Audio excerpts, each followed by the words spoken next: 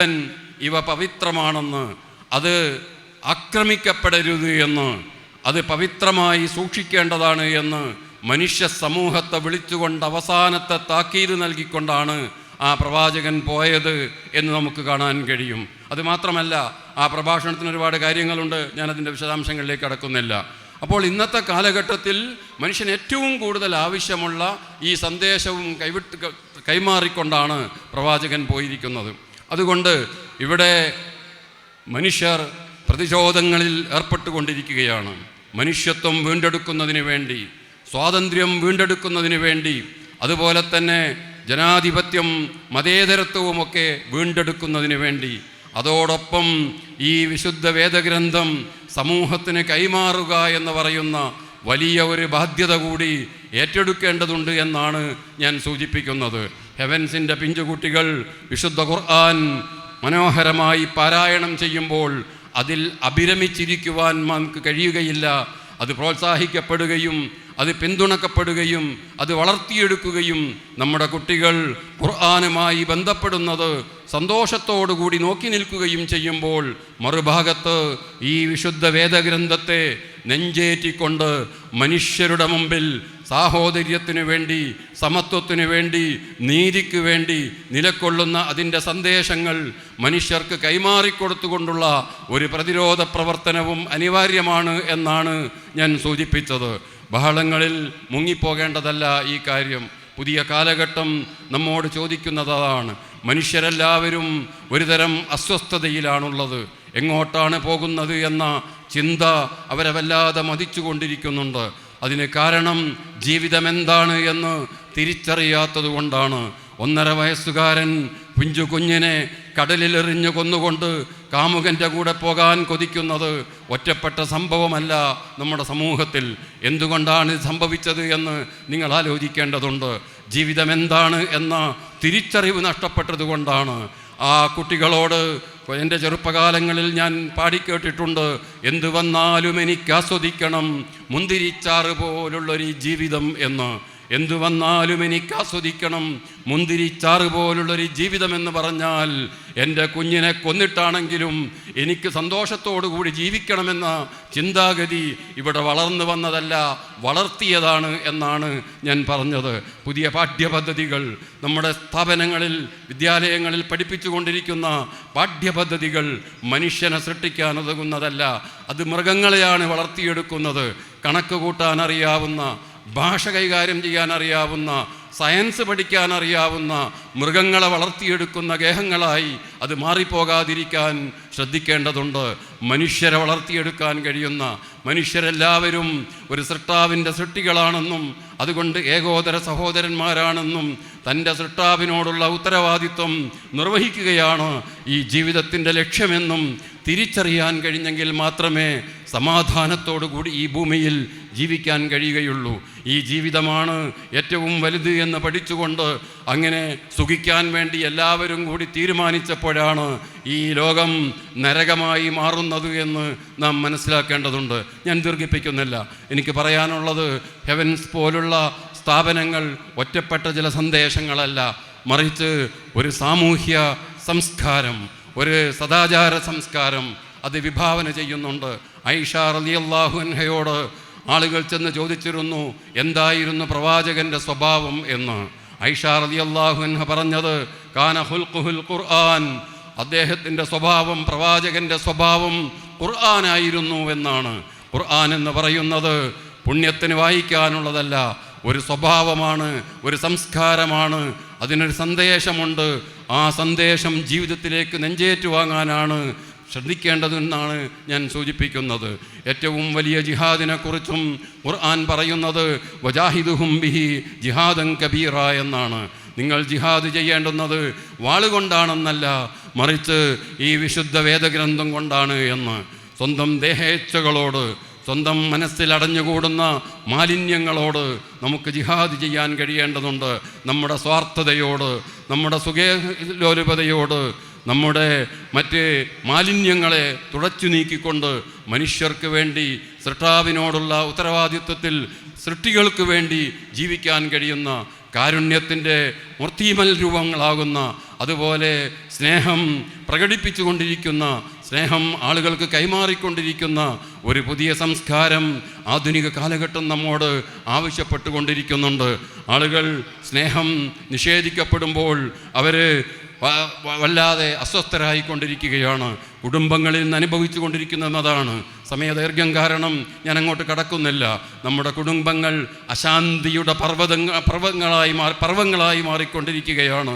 എത്രത്തോളം എന്ന് ചോദിച്ചാൽ, എല്ലാ കുടുംബങ്ങളുടെയും ഉള്ളറകളിലേക്ക് കടന്നു ചെന്നാൽ ഒരുതരം ജീവിച്ചു തീർക്കുക എന്ന് പറയുന്ന പണിയാണ് എടുത്തുകൊണ്ടിരിക്കുന്നത്.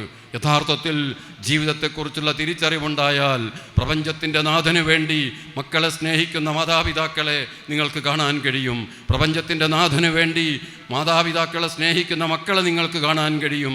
പ്രപഞ്ചത്തിൻ്റെ നാഥന് വേണ്ടി ഭർത്താവിനെ സ്നേഹിക്കുന്ന ഭാര്യയെയും ഭാര്യയെ സ്നേഹിക്കുന്ന ഭർത്താവിനെയും കാണാൻ കഴിയും. അപ്പോൾ ജീവിതം എന്ത് എന്ന തിരിച്ചറിവാണ് പ്രധാനമെന്നും ആ തിരിച്ചറിവ് പകർന്നു കൊടുക്കുകയാണ് വിശുദ്ധ വേദഗ്രന്ഥം നിർവഹിക്കുന്നതെന്നും അത് അലമാരകളിൽ പുണ്യത്തിന് വേണ്ടി പാരായണം ചെയ്യുന്നതിനപ്പുറത്ത് ആ പുണ്യത്തിന് വേണ്ടി പാരായണം ചെയ്യുന്നതോടൊപ്പം ജീവിതത്തിലേക്ക് പകർത്താനുള്ള ശ്രമങ്ങളാണ് ഉണ്ടാകേണ്ടതെന്നും ഇത്തരം സ്ഥാപനങ്ങൾക്ക് നിർവഹിക്കുവാനുള്ളത് അത്തരത്തിലുള്ള കുഞ്ഞുങ്ങളെ വളർത്തിയെടുക്കുകയാണെന്നുമാണ് ഞാൻ സൂചിപ്പിച്ചത്. ഞാൻ ദീർഘിപ്പിക്കുന്നില്ല. ഈ മനോഹരമായ പരിപാടി തീർച്ചയായും വളരെ സന്തോഷകരമായ ഈ പരിപാടി നിങ്ങൾ കടന്നു വന്നിരിക്കുന്നത് നിങ്ങളുടെ കുഞ്ഞുങ്ങളെ കാണാൻ, അവരുടെ പ്രകടനങ്ങൾ ഏറ്റുവാങ്ങാൻ വേണ്ടിയാണ്. ഞാനിവിടെ ഈ കുട്ടികളുടെ ഒരുപാട് സമ്മാനങ്ങളൊക്കെ ഇവിടെ കാണുകയുണ്ടായി. അവർ പ്രകടിപ്പിച്ച കഴിവുകൾ അധ്യാപകർ പരിശോധിച്ചുകൊണ്ട് അത് കണ്ടെത്തുകയും അവർക്ക് അവാർഡുകൾ നൽകാൻ വേണ്ടി തയ്യാറായിരിക്കുകയും ചെയ്യുകയാണ്. ഇത്തരം മനോഹരമായൊരു സന്ദർഭത്തിൽ ഈ പരിപാടിയുടെ ഔപചാരികമായ ഉദ്ഘാടന കർമ്മം പ്രപഞ്ചനാഥൻ്റെ പേരിൽ ബിസ്മില്ലാഹിർ റഹ്മാനിർ റഹീം എന്നുച്ചരിച്ചുകൊണ്ട് ഉദ്ഘാടനം ചെയ്തതായി അറിയിച്ചുകൊണ്ട് ഞാൻ എൻ്റെ വാക്കുകൾ ഉപസംഹരിക്കുന്നു. നിങ്ങൾക്ക് നന്ദി. വആഖിറു ദഅ്വാന അനിൽ ഹംദുലില്ലാഹി റബ്ബിൽ ആലമീൻ. Thank you, sir. Heaven's Convocation Ceremony and Annual Day Celebration Sidra 20 is officially inaugurated by Mr. V.P. Bashir, Zonal President, Jamaat Islamic Hind. This is a much-awaited event in every student's life, as it gives them returns to the efforts put in by them throughout their academic endeavor. It gives them a sense of achievement and a sense of responsibility towards fulfilling further commitments. So, we proceed to the convocation ceremony of Heaven Sky 3 students. With words from God, things were still unclear. Saying, read, read, but he could not read. Amazing words that he heard. A trembling deep inside his heart, confused by what had occurred. There was only one who could comfort him, to help him see the light, to ease his fears, to reassure, was Khadija, his wife. He said, Zammiluni, Zammiluni, Dathiruni, Dathiruni, a mighty task has come before me. I need you here with me, by my side, by my side.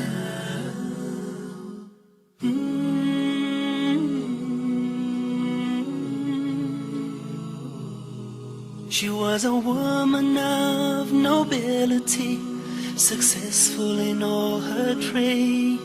Many wealthy men had asked for her, she turned them all away. But when she saw Muhammad, a shining moon, may peace be on his soul. He was a light for her, so right for her, her life will now be whole. But she had never seen him so distressed as he was there that day. She would comfort him. Yes, we can see our beautiful bodies ready to be honored. Give a big round of applause to our shining stars of the day.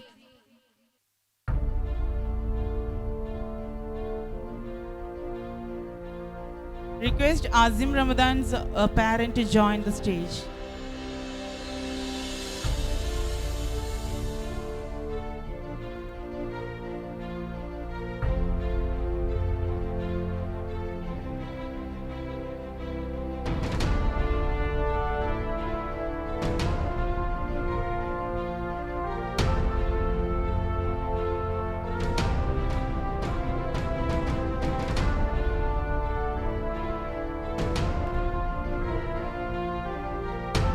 Mahmood.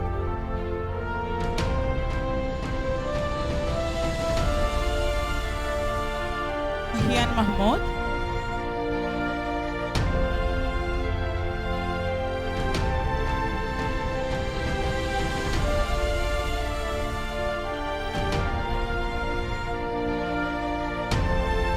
Requesting Ahian's parent to join the stage.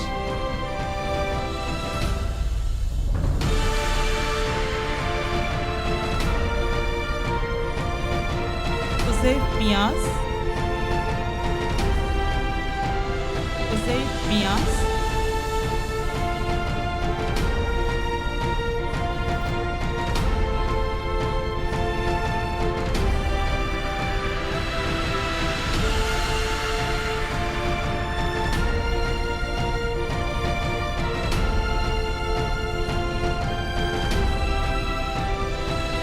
Muhammad bin Faisal. Muhammad bin Faisal.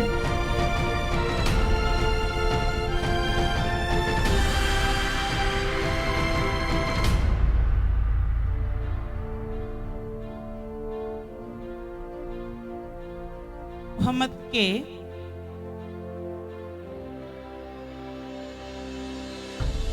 Muhammad K.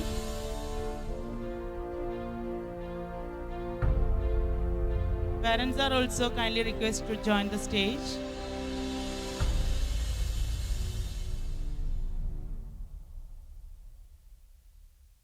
Muhammad Lillah Habib.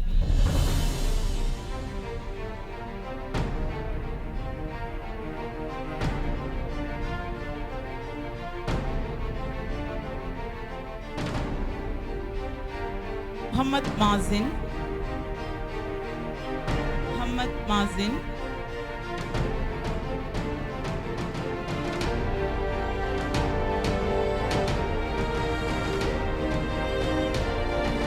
Muhammad Namir.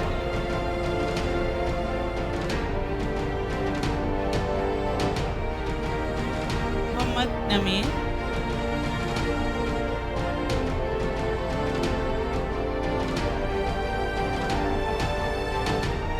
Muhammad Shahan. Muhammad Shahan.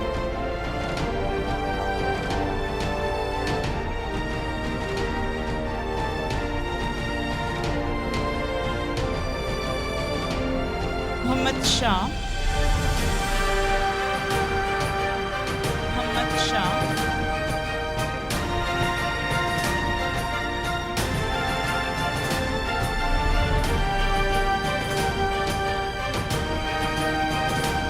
Muhammad Zafin Hassan. Muhammad Zafin Hassan.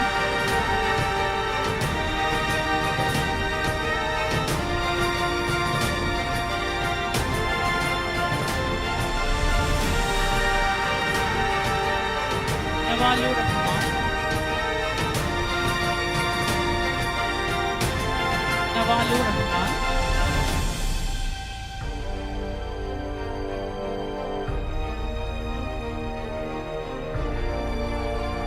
Zohan Mahmood. Zohan Mahmood.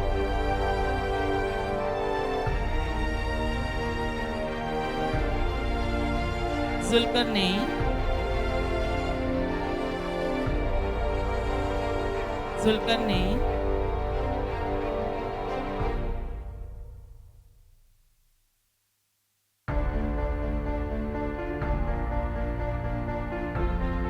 Aisha Shahul Hamid. Aisha Shahul Hamid.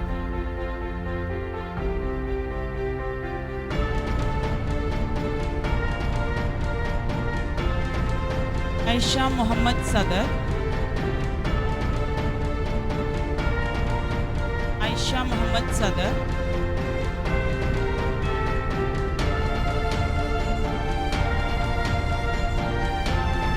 Aisha Bibi.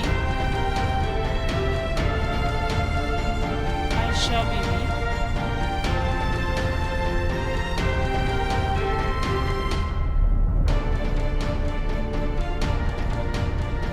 Fatima Abdul Jabbar.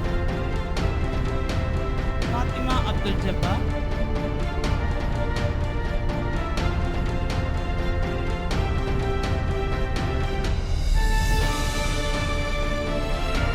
Fatima Anis, Fatima Anis,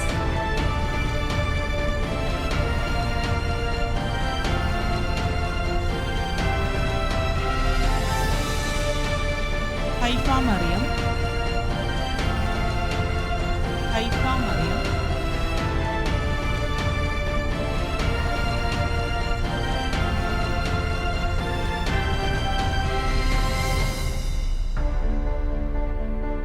Haya Nafisa, Haya Nafisa,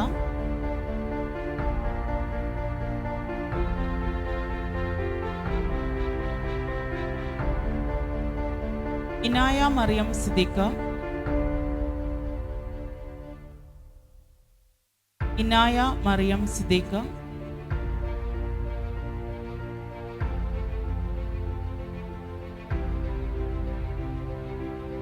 Lamiha Jannah,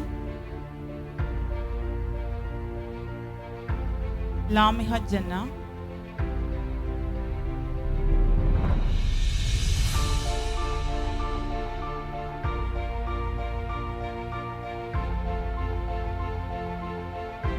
Noor Al Haya Sharif, Noor Al Haya Sharif,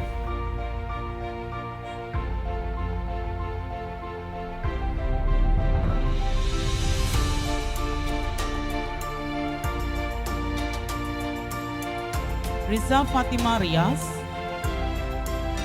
Riza Fatima Riaz,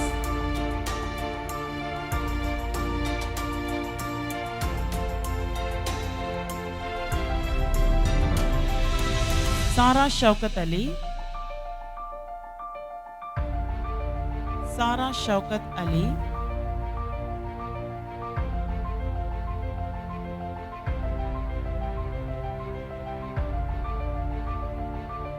Shama Suhana, Shama Suhana,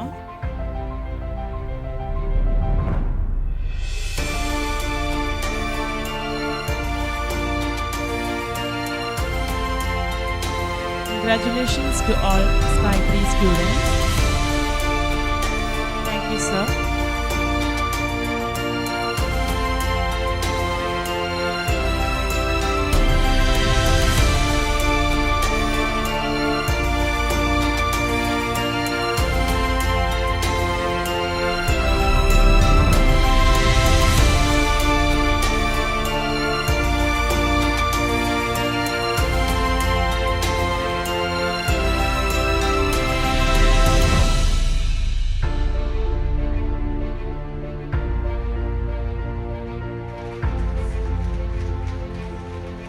Humbly requesting Haya's parent to join the stage.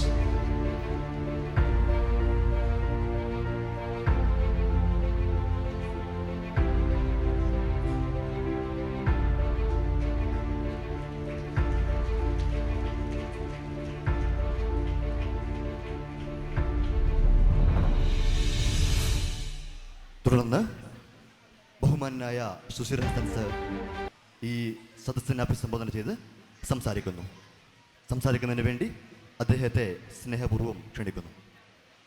അസ്സലാമു അലൈക്കും. അസ്സലാമു അലൈക്കും. ബിസ്മില്ലാഹിർ റഹ്മാനിർ റഹീം. അൽഹംദുലില്ലാഹി റബ്ബിൽ ആലമീൻ. അല്ലാഹുമ്മ സ്വല്ലി അലാ മുഹമ്മദിൻ വഅലാ ആലിഹി വസഹ്ബിഹി അജ്മഈൻ. സദസ്സിലുമുള്ള സ്നേഹാദരണീയരായ സഹോദരി സഹോദരന്മാരെ, സിദറ 20 വളരെ സന്തോഷപൂർവം നമ്മൾ ഓരോരുത്തരും നമ്മുടെ മക്കളുടെ കോൺവെക്കേഷൻ സെറിമണിക്ക് വേണ്ടി എത്തിച്ചേർന്നിരിക്കുകയാണ്. നേരത്തെ ഞാൻ കണ്ടു വളരെ പ്രായമുള്ള ഉമ്മാമ്മമാരടക്കം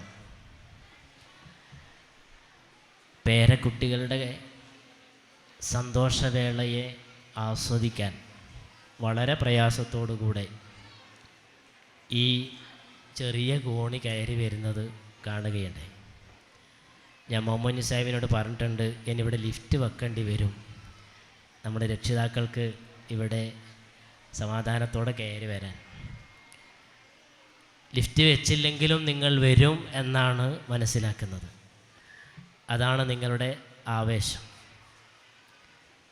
ഈ ആവേശത്തിന് മാനുഷികമായി നമ്മൾ പറയുമ്പോൾ വെറുമൊറ്റ കാരണം മാത്രമേ ഉള്ളൂ, മക്കളോടുള്ള സ്നേഹം എന്നത് മാത്രമാണ്.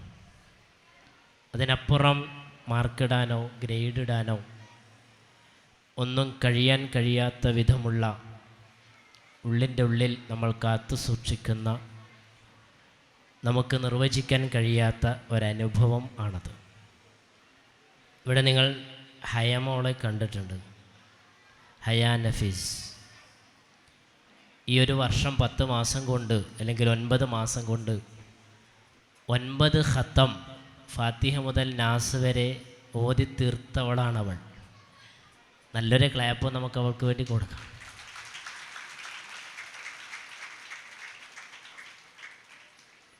റമദാനിന് മെനക്കേട്ടിട്ട് തീരാത്ത ആൾക്കാരാണ് എൻ്റെ മുമ്പിൽ ഇരിക്കുന്നതെന്ന് എനിക്കറിയാം. ഓതി തുടങ്ങിയിട്ട് അവസാനിപ്പിക്കാൻ കഴിയാത്തവർ. പക്ഷേ പറക്കമുറ്റാത്ത പ്രായത്തിൽ 6 വയസ്സ് പൂർത്തിയാകുന്നതിന് മുമ്പ് അവൾ ചെയ്തിട്ടുള്ളൊരു എക്സസൈസ് ഒരു വേദഗ്രന്ഥത്തിൻ്റെ പാരായണം മാത്രമല്ല എന്നാണ് എൻ്റെ രക്ഷിതാക്കൾ മനസ്സിലാക്കേണ്ടത്. അതൊരു ഭാഷാപരമായ, ബുദ്ധിപരമായ ഒരു വ്യായാമം കൂടിയാണ്. ഏതൊരു മനുഷ്യൻ്റെയും വളർച്ചയുടെ ആദ്യഘട്ടം ഭാഷാ വികസനമാണ് നടക്കുക. അതുകൊണ്ടാണ് ഒരു 6 മാസം മലർന്നു കിടന്ന് കുമ്പിടാൻ തുടങ്ങുമ്പോൾ നമ്മുടെ കുട്ടികൾ ചില ശബ്ദങ്ങൾ പുറപ്പെടുവിപ്പിക്കും. പിന്നെ ഒരു വയസ്സ് വരെ അത് വ്യത്യസ്ത ശബ്ദങ്ങളായിട്ട് ഇങ്ങനെ മാറുന്നത് നിങ്ങൾക്ക് കാണാം. അവരപ്പോൾ എല്ലാത്തിനും ഒരേ ശബ്ദമേ പറയൂ. ചായ വേണമെങ്കിലും ഒരു ശബ്ദമായിരിക്കും, വേറെന്തെങ്കിലും ഉമ്മയെ കാണാമെങ്കിലും അതേ ശബ്ദമായിരിക്കും. അങ്ങനെ 2 വയസ്സ് വരെ ആ ശബ്ദത്തിൻ്റെ വികാസം, തൻ്റെ തൊണ്ടയിൽ നിന്ന് പുറത്തേക്ക് വരുന്ന ശബ്ദത്തിന് അർത്ഥം കിട്ടാൻ ഓരോ കുട്ടിയും പാടുപെടുന്നത് നിങ്ങൾക്ക് കാണാം. ഈ ആശയവിനിമയമാണ് യഥാർത്ഥത്തിൽ മനുഷ്യനെ ആദ്യം തന്നെ മറ്റു മനുഷ്യരുമായുള്ള ആത്മബന്ധത്തിലേക്ക് എത്തിക്കുന്നത്. ഈ ഒരു ഭാഷാ വികാസത്തിൻ്റെ വളരെ ബൃഹത്തായ ഒരു എക്സസൈസാണ് ഹെവൻസിലെ ഖുർആൻ പാരായണം എന്നതിലൂടെ നടക്കുന്നതൊരു മത വേദഗ്രന്ഥത്തിൻ്റെ പാരായണം മാത്രമല്ല. ആ നിലക്ക് എൻ്റെ രക്ഷിതാക്കൾക്ക് നമ്മുടെ മക്കളുടെ ലിംഗ്വിസ്റ്റിക്സ്, അവരുടെ ഭാഷാപരമായിട്ടുള്ള എബിലിറ്റി, അതിൻ്റെ ബുദ്ധിപരമായ മാനസികമായിട്ടുള്ള വികാസം തീർച്ചയായിട്ടും ഭാവിയിൽ നിങ്ങൾക്ക് അനുഭവിക്കാൻ കഴിയും. പക്ഷേ ഹെവൻസ് ഇതൊക്കെ വികസിപ്പിക്കുമ്പോൾ, മക്കളിലൂടെ ഇതൊക്കെ വളർന്നു വരണമെന്ന് ആഗ്രഹിക്കുമ്പോൾ ആത്യന്തികമായി കൊതിക്കുന്നൊരു കാര്യമുണ്ട്. നേരത്തെ ബഷീർ സാഹിബൊക്കെ ഇവിടെ സൂചിപ്പിച്ചതുപോലെ മനുഷ്യനെ മനുഷ്യനായി കാണാൻ കഴിയുന്ന മനസ്സിൻ്റെ ഉടമയായി നമ്മുടെ മക്കൾ മാറുക എന്നുള്ളതാണ്. നേരത്തെ ശരണ്യ എന്ന ഒരമ്മയെക്കുറിച്ച് ഇവിടെ സൂചിപ്പിച്ചു. 1.5 വയസ്സുള്ള രക്തത്തിൽ പിറന്ന മകനെ എറിഞ്ഞപ്പോൾ അവരമ്മയല്ലാതായി. അതുവരെ അവർ ശരണ്യ എന്നത് അമ്മയായിരുന്നു. പക്ഷേ തൻ്റെ രക്തത്തിൽ പിറന്ന കുഞ്ഞിനെ ഒരിക്കലെറിഞ്ഞു. പക്ഷേ കല്ലിൽ വീണപ്പോൾ മരിച്ചിട്ടില്ല എന്ന് തോന്നിയപ്പോൾ വീണ്ടും ഇറങ്ങിച്ചെന്ന് രാത്രി 2:30 വീണ്ടും എടുത്ത് കടലിൻ്റെ ആഴങ്ങളിലേക്ക് എറിയുമ്പോൾ നമ്മൾ മനസ്സിലാക്കുന്നുണ്ട് അതൊരമ്മയല്ലാതെ ആയിപ്പോയിട്ടുണ്ട് എന്നത്. എനിക്കിവിടെ എൻ്റെ ബഹുമാന്യരെ രക്ഷിതാക്കളോട് സൂചിപ്പിക്കേണ്ടത്, നമ്മുടെ സ്വപ്നം എപ്പോഴും മക്കളെക്കുറിച്ചാണ്. ഇനി ആ സ്വപ്നം നിങ്ങൾ അവസാനിപ്പിക്കണം. മക്കൾ വളരണം, മക്കൾ വലുതാവണം, മക്കൾ അങ്ങനെയാവണം. അതിനുപരി നിങ്ങളെക്കുറിച്ച് ഇനി സ്വപ്നം കാണേണ്ട കാലമാണിത്. എനിക്ക് നല്ലൊരമ്മയാവണം, എനിക്ക് നല്ലൊരു ഉപ്പയാവണം, നല്ലൊരു ഉമ്മയാവണം. ഇതായിരിക്കണം ഇനിയെങ്കിലും നമ്മുടെ മനസ്സിലുള്ള സ്വപ്നം. എനിക്കെങ്ങനെ ഒരു നല്ല ഉമ്മയാകാൻ പറ്റും, എനിക്കെങ്ങനെ നല്ലൊരു ഉപ്പയാകാൻ പറ്റും എന്ന് നിങ്ങൾ നിരന്തരം ചിന്തിച്ചാൽ അതിന് കിട്ടുന്ന പ്രതിഫലമാണ് നല്ല മക്കൾ. നിങ്ങൾ മക്കളെക്കുറിച്ചൊന്നും ആവലാതിപ്പെടേണ്ടതില്ല. അവരെ ഏറ്റെടുക്കാൻ ഇവിടെ ഒരുപാട് സംവിധാനങ്ങളുണ്ട്. അവർ നിങ്ങൾക്ക് വേണ്ടി എല്ലാം ചെയ്തു തരും. നിങ്ങൾക്ക് പണമുണ്ടെങ്കിലും പണമില്ലെങ്കിലും, നിങ്ങൾക്ക് കാശ് കൊടുത്ത് പഠിപ്പിക്കാൻ പറ്റുമെങ്കിലും ഇല്ലെങ്കിലും അതിനൊക്കെ ഇവിടെ സംവിധാനങ്ങളുണ്ട്. പക്ഷേ നമ്മളിനി ആഗ്രഹിക്കേണ്ടത് ഏറ്റവും നല്ലൊരു ഉമ്മയാവാൻ, ഏറ്റവും നല്ലൊരു ഉപ്പയാവാൻ എനിക്കെങ്ങനെ കഴിയും എന്നതിനെക്കുറിച്ചാണ്. നിങ്ങൾക്ക് ടെൻഷൻ ഉണ്ടാകുമ്പോൾ ഒരു നിമിഷം നിങ്ങൾ ആലോചിക്കുക. നിങ്ങൾക്കൊരു പ്രയാസമുണ്ടാകുമ്പോൾ നിങ്ങളൊരു കാര്യം മാത്രം ചെയ്താൽ മതി. നിങ്ങളെ മക്കളെപ്പോയൊന്ന് കെട്ടിപ്പിടിച്ചാൽ മതി. നിങ്ങൾ ആരോടും പരാതി പറയാൻ പോവണ്ട. നിങ്ങൾ ആരുടെ മുമ്പിലും കണ്ണീർ വാർക്കേണ്ടതില്ല. നിങ്ങളുടെ പ്രയാസം